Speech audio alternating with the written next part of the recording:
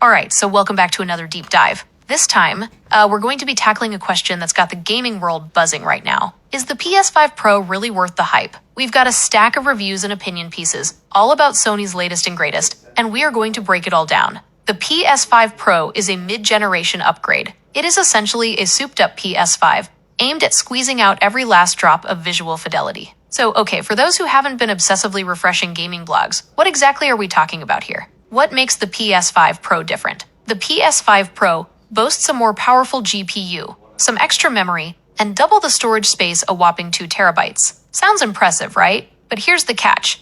You're looking at $700 for the digital edition alone, plus another $80 if you want the option to use physical discs. The goal of the PS5 Pro is to deliver a consistent 4K-like visual experience at a smooth 60 frames per second. And in some cases, it truly delivers. We're talking about a level of detail and visual fidelity that's practically unheard of on consoles. Think about seeing individual blades of grass in The Last of Us or peach fuzz on Aloy's cheeks in Horizon Zero Dawn Remastered. It's that level of detail that can truly immerse you in a game world. But not all games are created equal when it comes to the PS5 Pro. Only games that are specifically patched as PS5 Pro Enhanced will take full advantage of the new hardware. And here's where it gets frustrating. There's no easy way to tell which games in your library are actually updated. You have to go digging through the PS Store or patch notes for each individual title. Some reviewers found this incredibly frustrating. I mean, you drop $700 on a console that boasts these incredible enhancements, and then you have to play detective to figure out which games actually utilize them. It's a bit of a head-scratcher.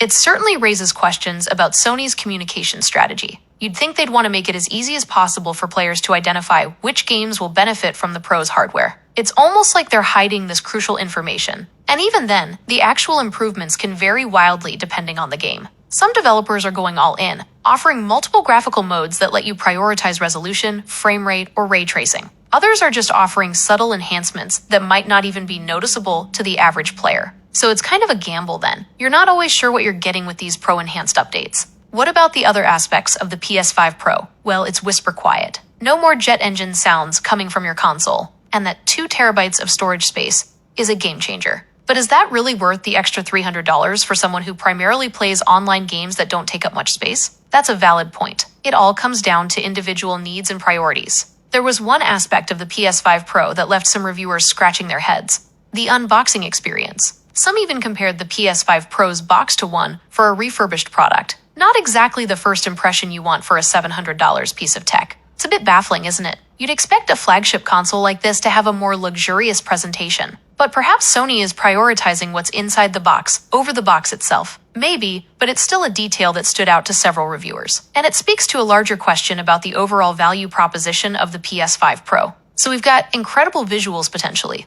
but also some potential frustration with these Pro Enhanced updates. Didn't some reviews mention that not all games are created equal? Right, that's right. Only games that are specifically patched as PS5 Pro Enhanced, okay, will take full advantage of the new hardware. So it's kind of a gamble then. You're not always sure what you're getting with these Pro Enhanced updates. And that's something to keep in mind when weighing the cost versus the benefit of the PS5 Pro. It's not a guaranteed leap forward for every game in your library. Okay, so we've got incredible visuals potentially, but also some potential frustration with these Pro Enhanced updates. What about the other aspects of the PS5 Pro? Well, it's whisper quiet. No more jet engine sounds coming from your console. And that 2 terabytes of storage space is a game changer. I get your point about the storage space, but is that really worth the extra $300 for someone who primarily plays online games that don't take up much space? That's a valid point. It all comes down to individual needs and priorities. Speaking of presentation, there was one aspect of the PS5 Pro that left some reviewers scratching their heads: the unboxing experience. Some even compared the PS5 Pro's box to one for a refurbished product.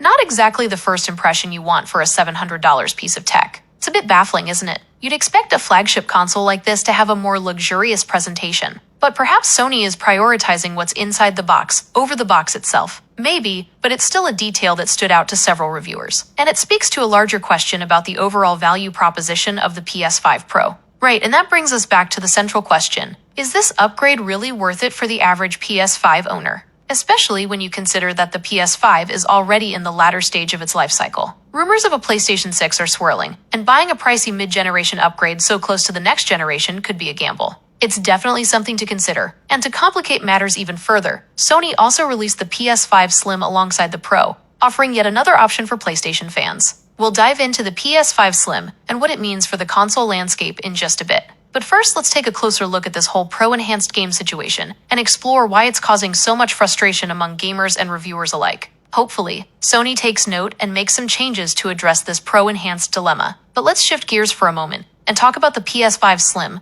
which was released alongside the Pro. The PS5 Slim is all about refinement and efficiency. It takes the original PS5 design and slims it down, makes it more compact and energy efficient. Plus, it's got that detachable disk drive, which is a neat touch. So it's the eco-friendly, space-saving option. Exactly. But don't let the size fool you. It still delivers the same performance as the original PS5. You're not sacrificing power for those sleek aesthetics. So if you're looking for a more discreet console that doesn't skimp on the core PlayStation experience, the Slim is a solid choice. Now let's talk about the powerhouse in the room, the PS5 Pro. We've already gushed about its graphical capabilities, but what else makes it stand out? The PS5 Pro is for the players who want to push the boundaries of what's possible on a console. It's the ultimate indulgence for those who crave the most immersive, visually stunning gaming experience. It's the go big or go home option. Exactly. And let's not forget that massive 2 terabytes of storage space. That's a game changer for anyone with a massive digital library, or for those who just hate having to manage storage space.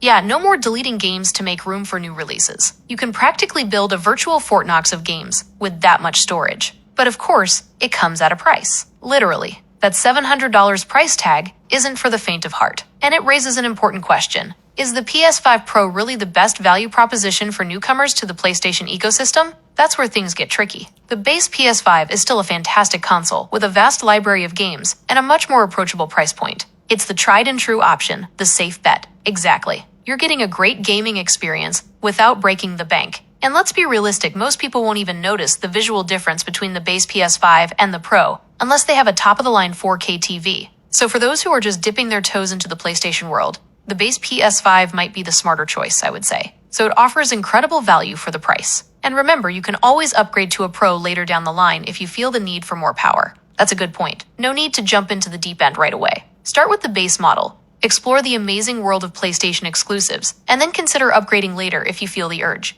And who knows, maybe by then Sony will have sorted out that whole Pro-enhanced game situation. Fingers crossed. And made it easier for players to actually find and enjoy those visual upgrades. Well, folks, it looks like we've reached the end of our deep dive into the PS5 Pro